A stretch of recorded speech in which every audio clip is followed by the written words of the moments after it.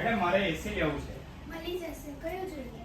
તમારી પાસે કયા એસી છે? આપણી પાસે મિત્સુબિશી છે, ઓઝોનર છે, વોલ્ટાસ છે, પેનાસોનિક છે, હોનીડા, બ્લુ સ્ટાર ને ગોદરેજ. સરસ.